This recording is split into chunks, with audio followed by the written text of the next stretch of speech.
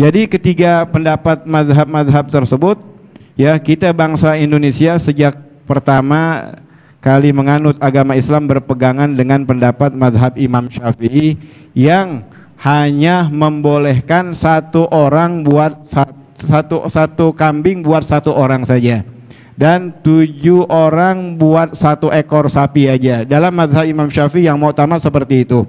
Ini dikasih daripada pandangan-pandangan oleh Al-Habib Ahmad daripada mazhab-mazhab yang lain. Jangan sampai sembelihan yang udah kita korbankan, ya, dengan biaya sekian juta, itu sebagian, bahkan Imam Syafi'i mengatakan tidak sah pahalanya. Bahkan ulama mengatakan kalau seseorang mengatasnamakan 1 ekor kambing buat lebih daripada 1 orang, nama dia, nama istrinya, nama anak-anaknya, semuanya nggak dapat pahala korban.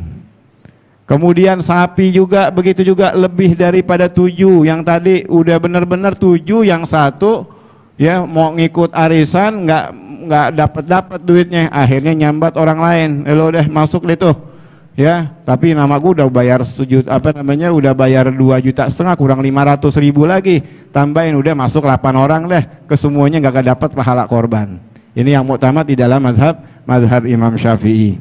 Jadi ya, alangkah baiknya jika kita tetap mengikuti daripada pendapat mazhab Al-Imam Syafi'i yang dulu-dulu kali pernah ya kita pernah melakukan itu menurut daripada pandangan daripada beberapa mazhab, itu diperbolehkan daripada kurban seperti itu. Mudah-mudahan yang dulu kesalahan-kesalahan kita diterima oleh Allah Subhanahu wa taala, dimaafkan oleh Allah Subhanahu wa taala. Korban yang dulu udah kita lakukan mudah-mudahan diterima oleh Allah Subhanahu wa taala. Sekarang kita udah ngaji, udah paham ilmunya, jadi hanya buat 1 ekor kambing buat 1 orang.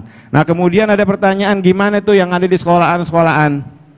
Ya, yayasan-yayasan yang mengatasnamakan yayasan, ya, mengatasnamakan daripada sekolahan. Kalau di sekolahan itu belajar korban, belajar korban. Kita yang diminta anak-anak kita yang sekolah, ya, jangan kita ngeluh.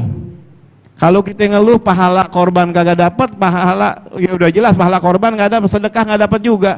Sambil ngedumel, waduh, pakai dimintain korban kan sunnah, pakai diminta 50.000 dikit banget, kasih. Belajar korban, minta sama Allah Subhanahu wa taala biar anak itu jadi anak yang soleh, nanti dia bisa korban. Kita nanti dikorbanin sama anak-anak kita kalau dia udah dewasa. Kita minta niat-niat yang banyak walaupun 50.000 dimintainnya.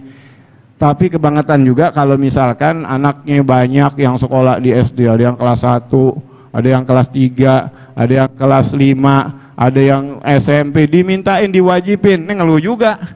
Orang tua ngeluh juga lah, 1 orang 50.000 lumayan juga. Kerjaannya cuman Gojek online, nggak dapat, ngomong sono kemari baru dapat berapa, dimintain, diwajibin, kalau kagak ya menjadi merah daripada rapotnya. Seolah-olah kan jadi wajib, itu namanya pemaksaan. Kalau dia dipaksa, dia kagak ada ikhlas, maka yang dimakan itu hukumnya haram. Kagak boleh itu. Kita kasih daripada masukan buat ya pengurus-pengurus sekolahan, kepala sekolah misalkan, atau guru-guru, kasih masukan buat orang yang agak mampu, jangan diminta. Sekedarnya ikhlasnya dia mampu, dia dia korban, ya itu belajar daripada korban, bukan berkorban. Nama daripada SD 01 misalkan, korbannya atas nama SD 01, nggak dapat ganjaran pahala korban. Ya harus ya 7 orang paling kagak, atau 1 orang daripada kambing. Demikian ringkasan pembahasan tentang jumlah orang berudhiyah dengan kambing, sapi dan unta sesuai dengan beberapa mazhab di atas. Jadi itu pendapat telah dijelaskan oleh Al-Habib Ahmad.